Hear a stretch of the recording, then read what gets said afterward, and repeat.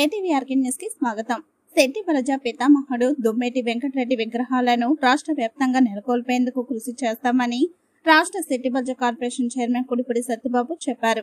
శెట్టి ప్రజా వ్యవస్థాపకులు దొమ్మేటి వెంకటరెడ్డి వర్ధంతి సందర్భంగా బుధవారం లాల చెరువు సెంటర్లోని దొమ్మేటి విగ్రహానికి సత్యబాబు ఆధ్వర్యంలో పూల మాలలు వేసి ఘనంగా నివాళులర్పించారు.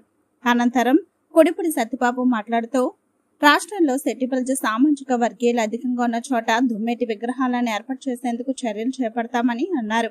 ఆ మహానుభావుడి వల్లే శెట్టి ప్రజలకు విద్య, ఆర్థిక, రాజకీయ, సామాజిక గుర్తింపు లభించిందని కొనియాడారు.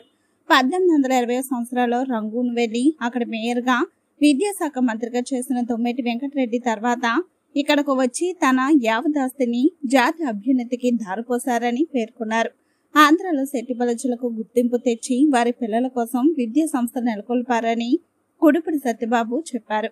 అలాంటి మహానుభావుడి విగ్రహం తాను శెట్టి ప్రజా కార్పొరేషన్ చైర్మన్ అయిన వెంటనే ఈ సెంటర్లు ఏర్పాటు చేయడం పట్ల గర్వపడుతున్నానని అన్నారు. ఇప్పటికే పెనుగొండ, రామచంద్రపురంలో ఆయన విగ్రహాలు ఉన్నాయని, త్వరలో నిడదవోలు, రాజమండ్రి రూరల్లో నెలకొల్పుతామని సత్యబాబు చెప్పారు. వర్ధంతి కార్యక్రమంలో మాజీ కార్పొరేటర్ కడలి రామకృష్ణ, చింతపల్లి నాని, ఆనం చిన్న, ఆనం చంటి తదితరులు పాల్గొన్నారు.